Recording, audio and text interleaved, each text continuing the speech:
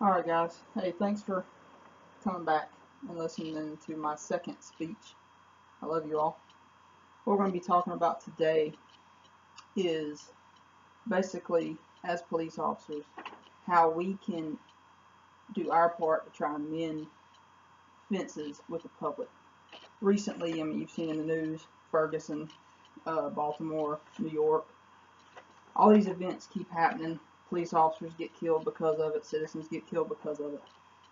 And we have to take ownership in our part of that. So that's what we're going to talk about today. My solution for that is to do the job as Jesus would. But first thing I want to show you, this is the oath that we all swore when we became police officers. And what I want to call attention to is the ending of it. And it says, "So help me God," at the very end of this. And that means something to me. The things going on in the news, in 2011, we came in contact with 31.4 million people for calls for service. That's a lot of people. And to me, that's a lot of opportunities for us as police officers to try to change things, to make a difference. And Mark 12:31 says, Luke 6:35 says, "But love your enemies, do good to them, and lend to them without expecting to get anything back. Your reward will be great."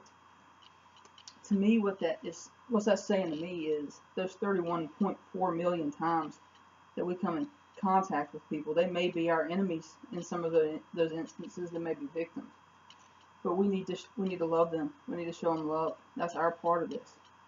We're not going to fix anything unless we do this job as Jesus would do this job. Jesus had a sword, but he also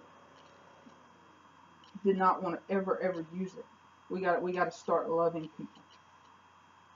Secondly, what I want to talk about is,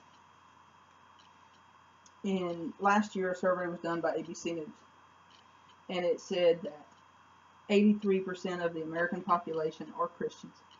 Now, there's no breakdown of police officers that are Christians, but if 83% of the population are Christian, that does lead me to believe that a large segment of people who do what we do are Christians.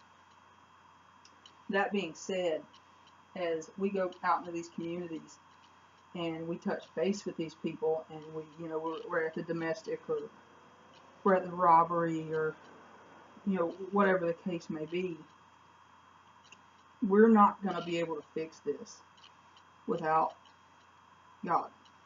We can take all of the classes we want, the cultural diversity classes, what have you. I personally don't think any of that's going to ever be enough to fix the deep divide that is there today. Mark 12:31 says, "Love your neighbor as yourself. There is no commandment greater than this."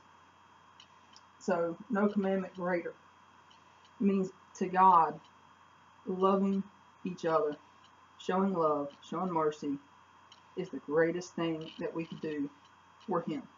So, my thought process, because I've thought about this a lot, guys.